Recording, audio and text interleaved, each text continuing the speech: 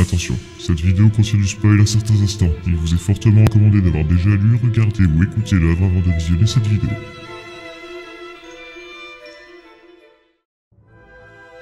Bonjour mesdames, mesdemoiselles et messieurs, ici Physos, j'espère que vous allez bien. Récemment j'ai décidé de moi-même retirer ma première vidéo critique sur Drakengard Destinées Écarlates, et ce pour plusieurs raisons. Premièrement, j'ai fait plusieurs erreurs, comme montrer la photo de Hideki Kamiya en parlant de Yoko Taro, ou en parlant de préquel, alors que ce n'en est pas un. Bien évidemment, mon avis reste le même sur la tournure de la franchise Drakengard, ainsi que mon avis global sur le manga Destinées Écarlates. Mais étant donné la critique qui en a déjà été faite, ce serait tirer sur l'ambulance que de remettre ma vidéo en ligne. Je suis quand même content d'avoir reçu un commentaire me disant que j'avais réussi à donner envie à certains de se procurer Drakengard 1. Mais c'est vrai que mon avis sur le reste de la série est trop négatif pour donner envie à qui que ce soit de s'y intéresser. D'ailleurs, un autre manga existe aussi de Drakengard, et après l'avoir lu, je le trouve presque pire que Drakengard Destinées Écarlates. Mais bon, dans ma dernière critique sur l'album de JL, j'ai dit que 3 autres critiques étaient prévues et que celle sur Tanoshimi était la deuxième que j'étais le plus impatient de faire. Aujourd'hui, il s'agit de la première. J'en ai brièvement parlé dans ma critique sur Destinées Écarlates et mon pseudo y fait référence. La date de sortie de cette vidéo y fait aussi référence, et le nom de l'œuvre est carrément dans le titre de cette vidéo, donc pour ceux qui ne savent pas lire mais qui ont quand même cliqué sur la vidéo, aujourd'hui on va parler de Hellsing. Hellsing est un manga de type seinen action surnaturelle horreur écrit et dessiné par Kota Hirano, édité par Shonen Gaosha au Japon et Tonkam pour les éditions françaises. Il est prépublié par Young Horse au Japon entre 1997 et 2008, publié au Japon entre 1998 et 2009 et entre 2004 et 2009 en France. Il comporte 10 tomes et un spin-off du nom de The Dawn publié uniquement au Japon.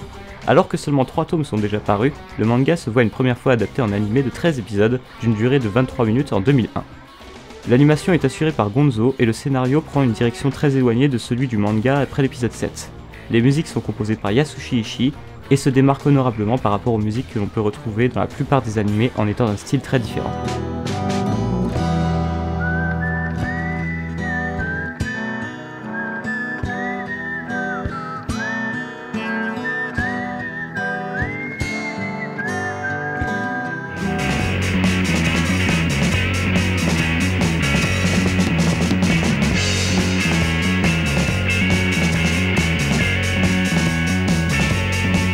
L'anime connaît tout de même un certain succès et réussit à passer les frontières et est distribué en France par Dybex et passe même à la télé française sur Virgin 17 en 2008. J'ouvre une petite parenthèse pour dire que c'était à la télévision que je l'ai découvert pour la première fois. J'étais jeune et innocent à l'époque. Et juste après c'est Elfenlied qui est passé sur Manga Trash. J'ai été traumatisé. Fermez la parenthèse. Entre 2006 et 2012, il se voit à nouveau adapté en animé, cette fois-ci en 10 épisodes d'une durée variante entre 42 et 67 minutes. Un drama CD de 4 épisodes reprenant les chapitres bonus nommés Crossfire est distribué dans une édition limitée et 3 OAV reprenant les 4 premiers chapitres de The Dawn sont distribués avec les 3 derniers épisodes de l'anime.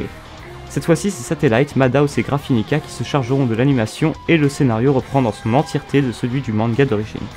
Il est aussi graphiquement très proche des dessins d'origine de Kota Hirano, bien plus que la première série animée. Un nouveau changement qui ne sera qu'à moitié apprécié en revanche est celui du compositeur. En effet, c'est Tayato Matsuo qui prendra en charge ce projet pour les musiques. Les morceaux seront interprétés par l'Orchestre Philharmonique de Varsovie et auront un style complètement différent des premières OST de 2001. Si Yasushi Ishii avait opté pour des musiques de style blues et rock en majorité, Hayato Matsuo joue lui un peu plus sur des extrêmes en combinant les styles classiques et électro en passant par du jazz et de l'opéra.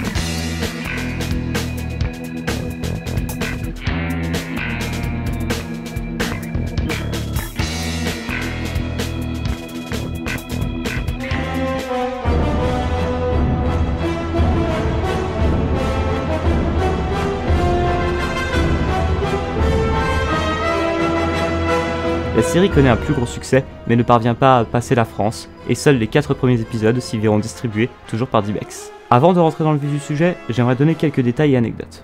Hellsing était à la base un one-shot nommé Hellsing The Legends of Vampire Hunter, même si la plupart pensent qu'il s'appelle simplement The Legends of Vampire Hunter, et a été publié en 1996 par le magazine Young Horse. Il s'agissait d'un test que Kota Hirano voit à présent comme un échec car malgré la scène de viol non dissimulée qu'on y trouvait, il ne voyait pas cette œuvre comme un hentai, mais puisque c'est l'étiquette qu'on lui connaît, il a décidé de changer de stratégie en faisant le manga Hellsing que l'on connaît l'année d'après.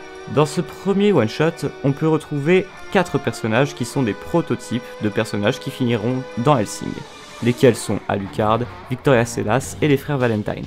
D'ailleurs, on remarquera que la quasi-totalité des personnages de Hellsing ont un prototype dans d'autres œuvres de Kota Hirano et généralement des hentai. La première expérience de Kota Hirano dans le manga était effectivement le hentai en tant qu'assistant. Un assistant très paresseux apparemment, et cette paresse a perduré puisque Hirano a lui-même avoué dans une interview être un otaku qui passe plus de temps à dormir, jouer et lire qu'à finaliser ses œuvres. C'est sûrement l'une des raisons qui fait que le temps d'attente entre 2 tomes d'un de ses mangas est d'1 an environ et même des fois plus. Pour continuer dans les anecdotes, peut-être que si vous ne connaissiez pas Hellsing, le nom de Kota Hirano ne vous est pourtant pas étranger. Sachez que Kota Hirano est aussi le nom d'un personnage du manga High School of the Dead, et que la description qui en est faite est très ressemblante à celle du mangaka. En effet, Daisuke Sato, l'auteur de High School of the Dead, a incorporé Kota Hirano à son œuvre sans le prévenir. A la base, c'est Kota Hirano que Daisuke Sato avait choisi pour faire les dessins de High School of the Dead. Mais plutôt que de simplement refuser, Hirano a conseillé un autre dessinateur qu'il considérait comme plus talentueux dans le domaine du zombie, lequel est Shoji Sato. Kota Hirano dit dans une interview qu'il pense que son conseil a tellement fait plaisir à l'auteur d'High School of the Dead qu'il a décidé de le mettre dans son œuvre en guise de remerciement. Soit dit en passant, High School of the Dead est une œuvre qui restera inachevée pour cause de décès de l'auteur en mars 2017. Paix à son âme. Bon, maintenant on va passer à la synopsis. Hellsing nous plonge dans un monde peuplé de vampires et autres créatures venues des enfers. Et ce monde, c'est le nôtre. L'histoire se déroule en Grande-Bretagne et on y suit la fondation Hellsing, dirigée par la comtesse Integra Fairbrook-Wingate Hellsing, et dont le siège se trouve à Londres. Le but de la fondation est de nettoyer la Grande-Bretagne en éradiquant les monstres qui s'y trouvent, et elle effectue ce rôle de nettoyeur depuis un siècle. Si l'organisation Hellsing est appelée pour s'occuper des vampires qui souillent le sol britannique, c'est parce qu'elle possède une arme secrète efficace contre ces derniers. Quoi de mieux qu'un vampire de 2,20 m de plus de 500 ans pour éradiquer d'autres vampires ? Eh ben, un vampire de 2,20 m de plus de 500 ans avec des flingues anti-vampires.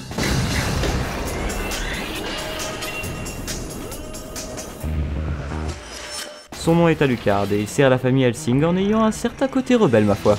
Lors du premier chapitre, alors qu'il part dans la ville de Cheddar pour tuer un vampire qui multiplie ses victimes et se créer une armée de ghouls, dans l'univers d'Hellsing, les vampires ne peuvent se reproduire qu'en mordant une victime vierge du sexe opposé. Si la victime ne remplit pas ces 2 conditions, alors elle se va transformer en ghoul. Les ghouls sont des zombies et obéissent docilement au vampire qui les a transformés. Il va devoir tuer ce dernier au prix de faire une victime innocente à laquelle il va quand même laisser un choix. La mort ou Chichi ?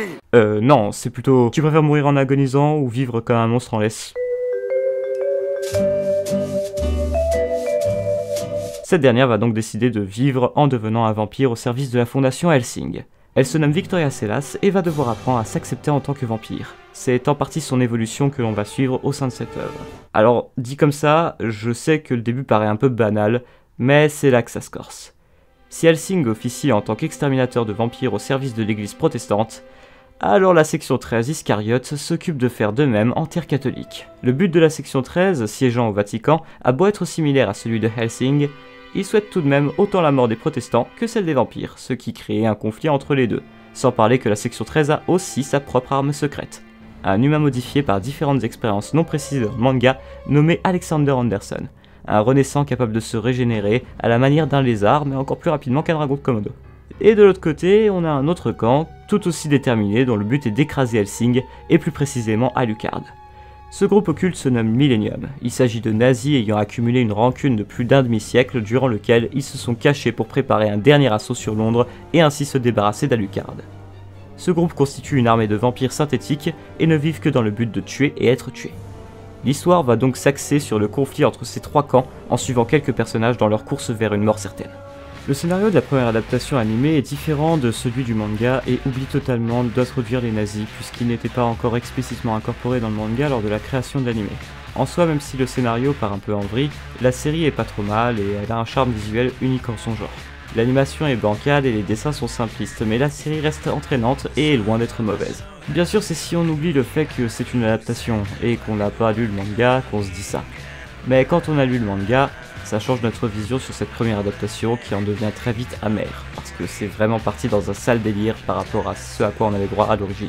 C'est vrai que le premier tome du manga est un peu décousu, et que l'action est très rapide, mais c'est ce qui donne ce style à Hellsing, et ça a été assez bien géré pour qu'on n'ait pas l'impression qu'il y a un vide scénaristique. Tout est clair et les questions ne viennent que par la suite, alors que le premier animé a une fin horrible qui nous laisse encore plein de questions et des trous scénaristiques. Au final, la seule chose de bien que l'on peut retirer de la première adaptation est la bande originale de Yasushi Ishii. Elle est parfaitement dans le thème et est appréciée à l'unanimité par les fans du manga, comme par ceux qui ont découvert Hellsing avec cette série.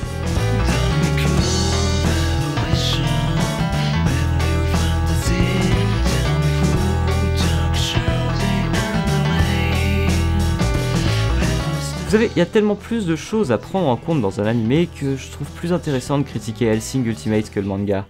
Donc, l'anime reprend le style graphique original du manga et l'adaptation est quasiment parfaite en tout point. L'animation est différente selon les épisodes du fait que plusieurs studios différents ont travaillé sur différents épisodes, mais elle est toujours extrêmement fluide et crée une ambiance assez intense qui pousse à se concentrer sur l'action et les mouvements. La réalisation, l'animation et la 3D de Hellsing Ultimate sont les points qui m'impressionnent toujours autant à chaque fois que je revisionne la série, tellement c'est rare de trouver un travail aussi original sur un animé de ce genre. De plus, Hellsing Ultimate utilise le cel shading, qui est une application d'aplat 2D sur de la 3D, et ça rend vraiment bien à l'écran. Je vous conseille fortement de regarder Hellsing Ultimate 8 où vous verrez des scènes où on en retrouve plein et c'est extrêmement bien fait. Visuellement ça claque, mais la qualité des dialogues est tout aussi remarquable. Je dirais même que les monologues qui sont pourtant super longs sont excellents et lourds de sens.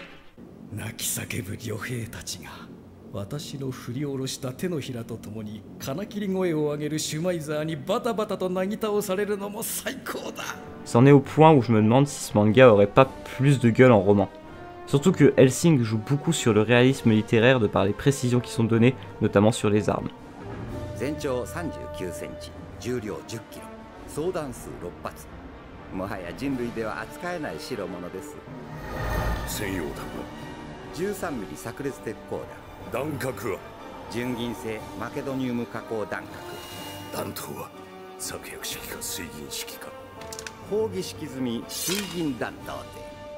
D'ailleurs, les décors sont dans un style photoréaliste assez impressionnant, mais les personnages ne font pas tâche pour autant en y étant incorporés.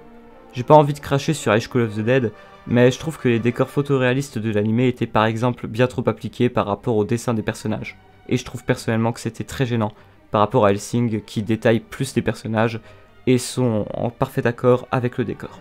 Du point de vue musical, la plupart des fans sont soit dans le camp « je kiffe les musiques de style classique », soit « je kiffe les musiques électro ». La plupart sont assez d'accord quant aux musiques jazz qui sont validées à l'unanimité par contre, mais personnellement, j'ai aimé toutes les OST de Hellsing Ultimate sans exception. D'ailleurs, je vous conseille fortement les musiques du groupe Suiden que l'on retrouve dans l'épisode 7, qui sont dans un style électro-atmosphérique et super envoûtantes.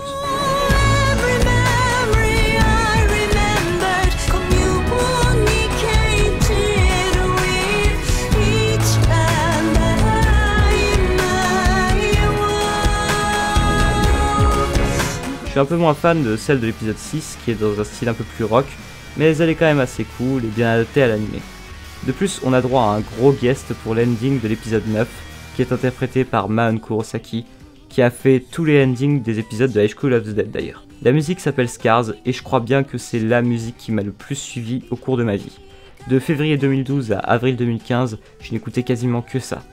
Ce qui est sûr, c'est qu'il ne s'est pas écoulé un jour où je ne l'ai pas écouté durant cette période au moins une fois.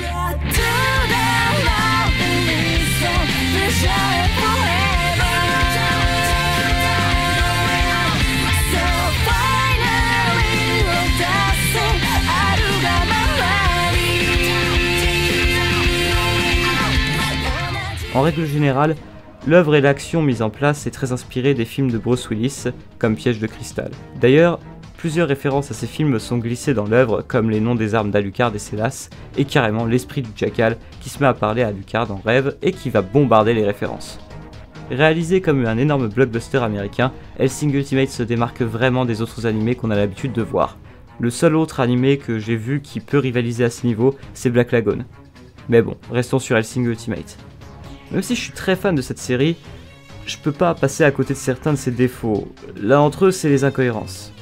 Alors c'est sûr que quand on confond la série Hellsing de 2001 et la série Hellsing Ultimate en mélangeant les éléments des deux, on en trouve beaucoup et on se dit que le scénario est vide, n'est-ce pas l'otaku des placards? Même si l'anime se rattrape un peu par ses beaux dessins, sa musique géniale et son nombre incroyable de super personnages, il reste sans scénario. C'est vraiment dommage parce que si le truc avait été poussé un petit peu plus loin, il y aurait eu de super bonnes idées qui seraient sorties du lot. Mais si on s'axe juste sur Hellsing Ultimate en omettant totalement l'existence de cette affreuse première adaptation du manga, on remarque quand même 2-3 petits détails assez étranges, et qu'on a du mal à s'expliquer. Bien évidemment, il y a tout ce qui est du domaine du faux raccord, comme sur cette image où Alucard porte un gant appartenant à Lord Iscariote, ou encore le nombre et l'emplacement des baïonnettes qui changent d'un plan à l'autre, mais il y a une incohérence au moins 20 fois plus grave à mon sens. La date. C'est quelque chose qu'on peut facilement repérer dans Hellsing Ultimate grâce à 2-3 petits détails qu'on trouve par-ci par-là. L'affrontement qui dure toute la nuit jusqu'au matin de la fin de l'épisode 4 à 52 minutes dans le dernier épisode, bah c'est la nuit du 30 avril au 1er mai 99. Je vous explique après comment on le sait et que ça sort pas de nulle part. Sachez que quelques dates sont déjà données dans le manga papier à l'origine. Par exemple, on sait que le manga débute en juillet. De plus, dans l'épisode 4 de Hellsing Ultimate, Alucard nous dit « 55年前、狂ったナチの少佐が吸血鬼の軍隊を作ろうとした。」Et dans l'épisode 9, c'est Sir Island qui nous dit «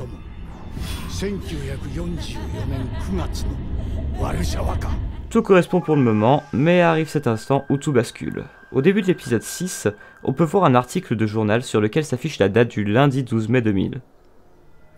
Déjà, c'est un con qui a rédigé cet article parce que le 12 mai 2000 était un vendredi et pas un lundi. Puis je vous parle pas de la faute de frappe sur l'autre page, c'est atroce.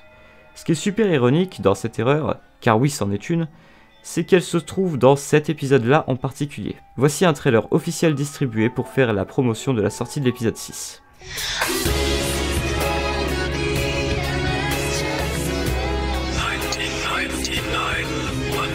Et voilà. 10 secondes, ils ont déjà prouvé que l'année ne correspond pas.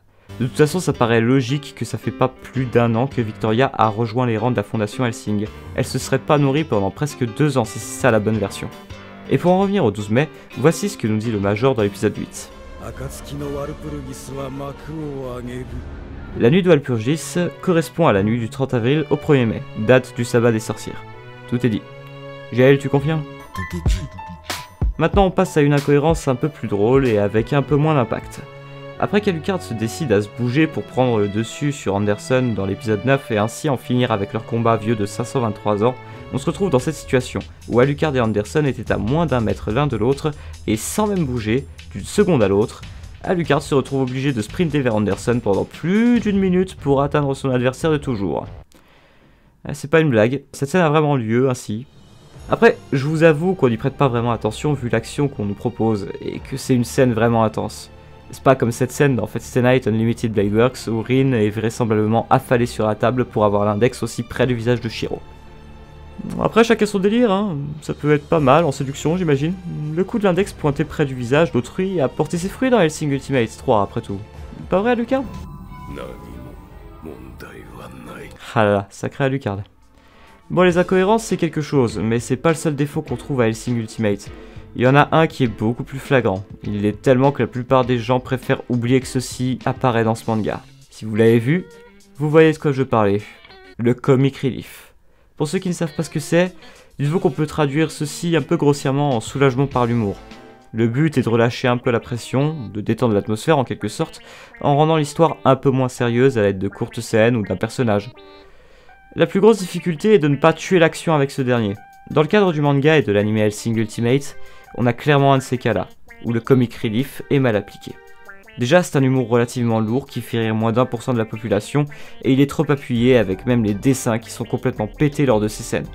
Il y en a 2 qui m'ont fait rire personnellement, dont une au début de l'épisode 2 qui tient sur une phrase de Walter, et une autre dans l'épisode 6 qui tient juste sur une phrase d'Anderson. Pour le reste, j'ai trouvé ça super lourd et inutile parce que ça plombe l'ambiance de l'anime qui a quand même un côté sombre très prononcé. C'est à cause de ça que je n'ai aucune considération envers le personnage de Schrödinger. C'est vrai qu'il prend une importance dans l'œuvre à la fin, mais c'est vrai que sinon il est juste là pour amuser la galerie, apporter une dose d'humour et en plus c'est pas très réussi. Il y a carrément une scène de Hellsing Ultimate que je boycotte à chaque fois que je remate l'anime tellement ce genre d'humour me saoule. Ce qui est dommage, c'est qu'il s'agit des 15 dernières minutes de l'anime. La totalité des 15 dernières minutes ne regroupe pas que ce genre de scène, mais en grande majorité, on a droit à ça.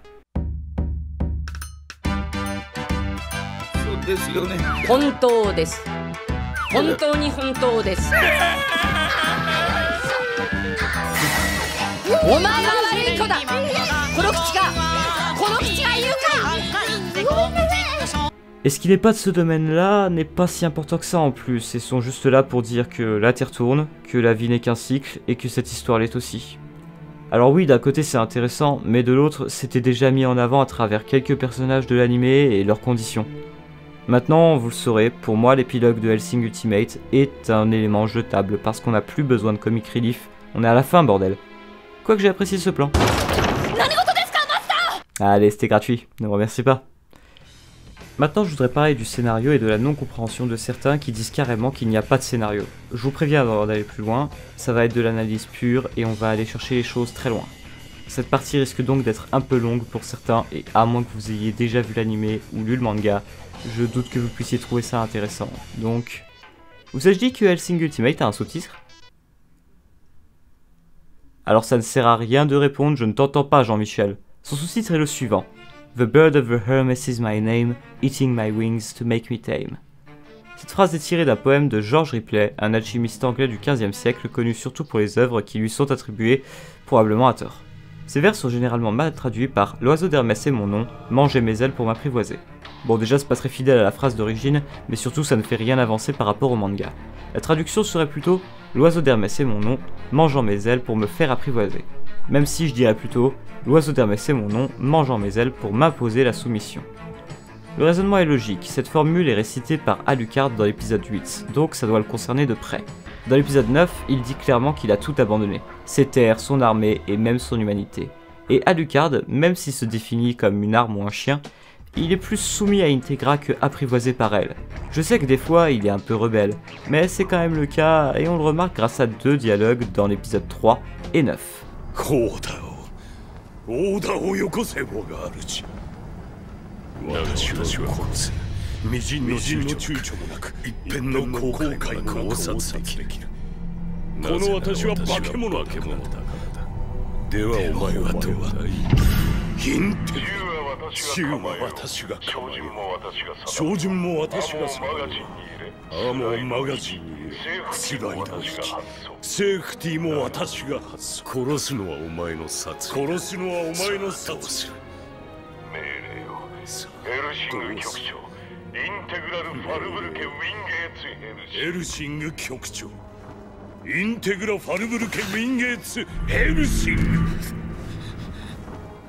Pour aller plus loin dans l'analyse de cette phrase, on fait allusion à l'oiseau d'Hermès. Mais qu'est-ce que l'oiseau d'Hermès? Pour y répondre, il faut s'intéresser à l'alchimie. En alchimie, l'oiseau d'Hermès est l'un des noms que l'on donne au mercure philosophique. Mercure, Hermès, vous avez compris j'imagine? Là, on est parti dans le délire de l'hermétisme qui est une doctrine variante de l'alchimie et que je ne maîtrise pas suffisamment pour vous l'expliquer correctement, surtout que je risque de partir dans du hors-sujet en faisant ça. Revenons donc à l'oiseau. Il symbolise un élément stable et pur, à l'inverse du soufre. On le voit même comme l'élément de base de la pierre philosophale. Si on reste dans l'idée de formule, il faut savoir qu'il existe 3 différents oiseaux d'Hermès que je vais vous énumérer. Le corbeau, dont la propriété est de dissoudre les corps, l'oiseau sans ailes, dont le composant de soufre se voit détruit par le mercure, et le phénix, dont l'origine de la renaissance est établie par la multiplication de soufre en son sein. C'est très imagé, mais je pense que vous avez compris où je voulais en venir. L'oiseau sans ailes se fait dompter, le corbeau dompte en étant relativement passif, et le phénix accepte son état impur. On peut retrouver le même schéma qu'avec les 3 protagonistes de cette histoire. Ce petit détail est plutôt marrant et j'avais vraiment envie de le partager parce que je trouve ça super intéressant et qu'il y a plus d'un détail comme celui-là caché dans le manga animé. On va passer à autre chose encore plus drôle mais aussi plus rapide à expliquer. Saviez-vous que la première OST du premier album d'OST sorti de Hellsing Ultimate s'appelle Song of Demeter? Étant donné que Hellsing parle de vampires, qu'Alucard est lui-même Dracula et que cette histoire est en quelque sorte une suite du roman de Bram Stoker, on se dit que ce nom fait référence au bateau que le comte Dracul a pris pour partir à Londres et ainsi voir Mina Murray ou Mina Harker. Mais avec ce que je vous ai dit plus tôt, entre Hermès et Mercure, qui sont juste des noms de dieux identiques mais de différentes religions, donc le premier est grec et le deuxième est romain, laissez-moi vous parler de Déméter. Déméter est la déesse grecque de l'agriculture et des moissons. Passive et symbole de vie, rappelez-vous de la pierre philosophale un peu plus tôt et de Mercure philosophique. Son équivalent romain est Cérès. Est-ce qu'il n'y a pas un nom qui vous vient tout de suite par rapport à tout ce qui a été dit plus tôt? Victoria Celas, qui s'écrit en réalité comme ceci. Elle qui doit apprendre à accepter son impureté puisqu'elle est devenue un vampire. D'ailleurs, pour aller plus loin dans l'analyse, voici une petite phrase dans l'épisode 7 qui va m'aider à illustrer mes propos.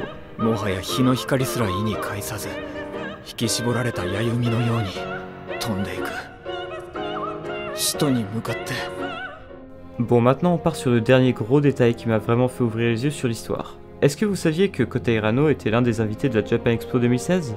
Bah dans ce cas, il y est venu pour présenter l'anime de Drifters qui a même été diffusé en avant-première si je ne m'abuse, mais ça ne l'a pas empêché de répondre à certaines questions concernant Hellsing en interview. Une question qui lui a été posée a retenu mon attention.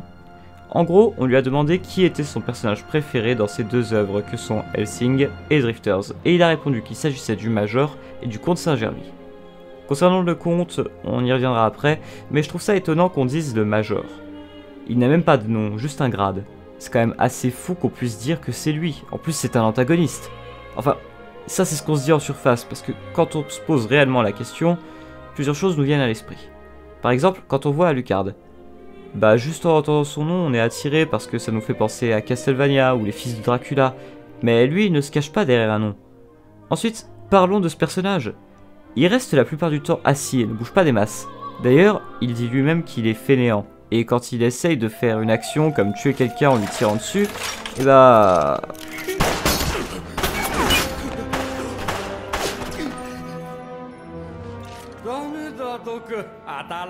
Bref, ce n'est pas un homme d'action. Il a même des interventions narratives, ce qui est un peu bizarre venant d'un antagoniste. Il reste en arrière-plan, mais c'est lui qui manipule les foules et joue même la symphonie de la mort comme nous montre cette scène qui est impressionnante. Ce qui est aussi incroyable, c'est que c'est clairement lui qui a le plus de temps de parole, et qu'il a du temps de parole dans tous les épisodes. Même Integra, Alucard et Sélas se retrouvent avec au moins un épisode où ils ne parlent pas du tout, et où on ne les voit même pas. Mais pas lui. Il n'y a pas un seul épisode où nous n'entendons pas sa voix. Même dans l'épisode 7, il y a une scène post-générique où il parle. Il faut savoir que le manga reprend les bases de Dracula de Bram Stoker, et dans ce roman, on retrouve un personnage du nom de Abraham Van Helsing. Abraham Van Helsing va être le leader dans la lutte contre le comte Dracul et va s'imposer par son charisme. Mais il faut savoir que Helsing est un anagramme de English, et que Van est une particule onomastique néerlandaise. En gros, c'est l'équivalent d'un du dans Duval, d'un Dela dans Delacroix, etc. Ce qui nous laisse Abraham, qui est le nom même de l'auteur. Donc, il s'est en quelque sorte représenté lui-même dans son œuvre, ou c'est du moins ce que l'on pourrait en penser, même si beaucoup l'attribuent plutôt à son père. Maintenant, revenons-en au Major. Est-ce que, dans tout ce que je vous ai dit plus tôt, le Major ne vous fait pas penser à quelqu'un relativement rond, fainéant assumé, qui ne fait pas beaucoup d'actions mais qui est très éloquent, qui dirige sans bouger, reconnu uniquement par un titre? Pour moi, le Major est une représentation de Kotei Rano lui-même dans son œuvre. Kotei Rano qui n'est pour la plupart que l'auteur de cette œuvre. C'est avec tout ça que je me rends compte qu'il n'y a ni gentil ni méchant dans l'œuvre. D'ailleurs, c'est formé de sorte à nous montrer qu'il n'y a pas d'idée de bien et de mal. Ou du moins, si, il y en a une, mais elle est faussée. Guerre de religion et guerre pour la guerre, c'est ce qu'on retrouve dans Hellsing, mais c'est aussi comme ça qu'est fait notre monde. Il y a des gens qui sont aveuglés par le fait de tuer, mais ça ne fait pas d'eux des méchants pour autant, juste des personnes avec un autre centre d'intérêt et relativement déviant. Avec tout ce qu'on peut entendre et voir dans Hellsing, le développement des personnages et son réalisme, je n'ai pas peur de dire qu'il s'agit clairement de mon manga animé préféré. C'est vrai que ces derniers temps, je suis plus axé sur Fate et les œuvres de Type Moon, mais j'ai jamais retrouvé un autre animé à part Hellsing Ultimate qui me captive autant, et même si je le tacle sur le comic relief et les erreurs qu'on y retrouve, il a tellement de qualité que j'en oublie bien souvent ces quelques mauvaises scènes. Si j'ai fait cette vidéo aujourd'hui, c'est avant tout parce que dans toutes les personnes qui ont fait une présentation ou critique d'Hellsing en France, j'en ai trouvé aucun qui avait lu le manga. La plupart se sont arrêtés aux animés, et certains mélangent même les deux, au point qu'ils en disaient n'importe quoi et inventaient presque un nouveau scénario. A partir de maintenant, je veux que mes critiques soient plus orientées vers de l'analyse que de la critique pure et simple.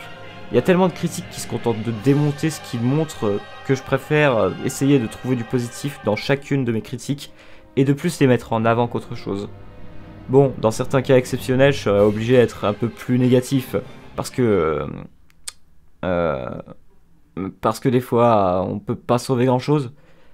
Bon, je sais que cette vidéo a été longue, que j'ai plus vendu des qualités et détails annexes de l'œuvre qu'autre chose, mais il faut savoir que toutes les critiques que j'ai vues jusqu'à présent, françaises ou non, sur Hellsing, n'en parlaient pas et beaucoup crachaient sur l'œuvre en 10 minutes de vidéo, alors qu'il mérite largement plus de temps d'intérêt.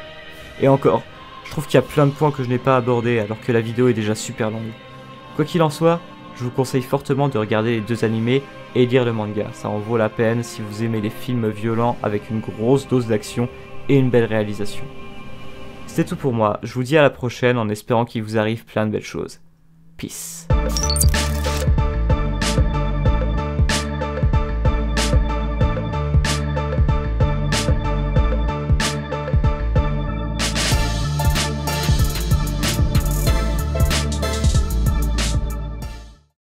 Et le comte Saint-Germy, je tenais à vous dire que c'est une figure historique française nommée en réalité comte de Saint-Germain, que son âge a toujours été un grand mystère et qu'il était un tellement grand savant que même un sceptique comme Voltaire aurait dit de lui « c'est un homme qui sait tout ».